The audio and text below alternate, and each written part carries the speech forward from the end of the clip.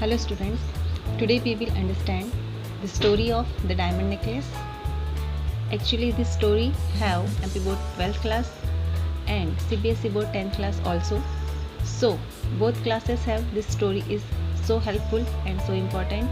The lesson of English medium classes are so long. I will try to translation of every page. So let's start today's story and request from you guys, please subscribe your own channel. ये कहानी है madam Mathilde Loisel और उसके पति Loisel की लड़कियों में थी जिन पर भाग्य हावी होता है, क्योंकि वह एक मध्यम वर्गीय परिवार की थी। ना वो शादी के बारे में सोच सकती थी, ना कोई आशाएं रख सकती थी और ना ही वो किसी धनी और प्रतिष्ठित व्यक्ति की कल्पना कर सकती थी। और उसने अपनी शादी हो जाने दी मिनिस्ट्री ऑफ एजुकेशन के एक छोटे क्लर्क के साथ, शिक्षा मंत्रालय के एक छोटे क्लर्क के साथ। उसका टेस्ट बहुत ही सिंपल साधारण था, क्योंकि वो कुछ भी अफोर्ड करने के लायक नहीं थी।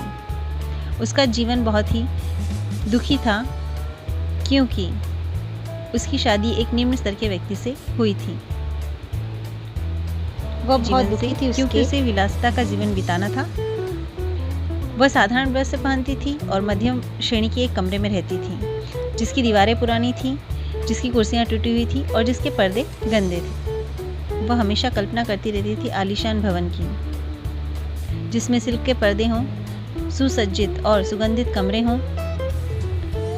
वह हमेशा स्वादिष्ट पकवानों की कल्पना करती रहती थी।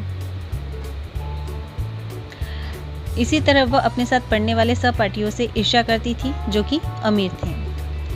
एक दिन उसका पति उसके लिए एक निमंत्रण पत्र लाया, लेकिन वह प्रसन्न नहीं थी और ये निमंत्रण पत्र एक पार्टी का था। वह प्रसन्न नहीं थी क्योंकि उसके पास इस पार्टी में पहनने के लिए कोई भी कपड़े नहीं थे। तब उसके पति ने इस बात का कारण पूछा और वह बहुत रोई। तब उसके पति ने 400 फ्रैंक का एक गाउन उसे खरीद कर दिया। उसके लिए उसने अपनी बंदूक को बेचा था। जैसे जैसे पार्टी का समय पास आ रहा था, वो मैथिल्डे बहुत उदास नजर आ रही थी। उसके पति लॉयसेल ने उसे सलाह दी कि वह अपनी अमीर सहेली के पास जाए और उससे कुछ आभूषण उधार ले लें। मैथिल्डे को ये सुझाव पसंद आया और वो अपनी फ्रेंड मैडम फॉरेस्टर के पास गई और मैडम फॉरेस्टर ने अपने सारे ज्वेलरी बॉक्स निकालकर उसे दिए। लेकिन मैथिल्डे को कोई भी पसंद नहीं आया। तभी अचानक मैडम फॉरेस्टर को एक काले सैटिन के बॉक्स का ध्यान आया और उसमें रखा हीरो का हार मैथिल्डे को बहुत पसंद आया। वो उसे अपने साथ ले आई। बॉल पार्टी के लिए वो पूरी तरह तैयार थी। बॉल पार्टी में जाने के बाद मैथिल्डे की बहुत प्रशंसा हुई। उसने अपने पति के साथ डांस किया।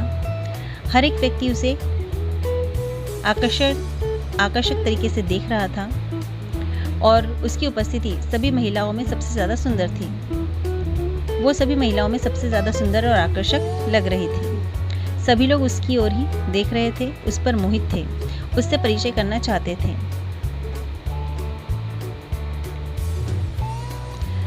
सभी मंत्रालय के अधिकारियों के साथ उसने डांस किया। वह इतनी खुश थी उस पार्टी में कि वो सब कुछ भूल गई थी और सुबह 4 बजे तक उन्होंने वहां समय बिताया। सुबह जब अपने घर वो पहुंचे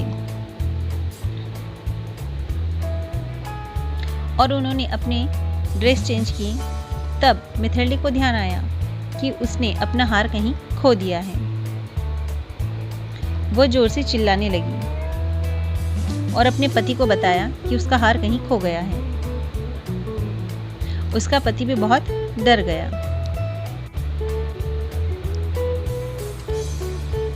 मिस्टर लॉयसेल, उसका पति, रास्ते में हार खोजने के लिए बाहर निकला और मैथिल्डे घर पर ही उसका वेट कर रही थी।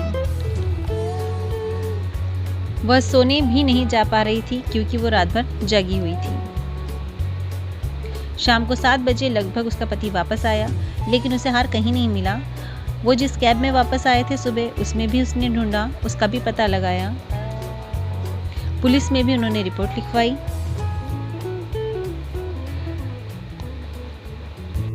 थेल्डे ने अपनी पति की सलाह पर उसकी सहेली को एक पत्र लिखने का विचार किया कि उसका हार टूट गया है और उसे मरम्मत के लिए भेजा गया है। उस बीच उसके बाद मेथल्डे और उसके पति ने दुकान दुकान जाकर उस हार जैसा ही हार ढूंढने की कोशिश की और 40,000 फ्रैंक का एक हार खरीदने के लिए उन्होंने कर्जा लिया।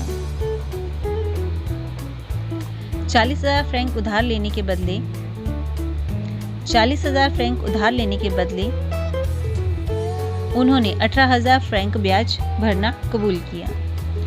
इतनी ऊंची रकम का उन्होंने कर्ज लिया और हार खरीदा। मेथल्डे और उसका पति बहुत कठिनाई में जीवन जी रहे थे।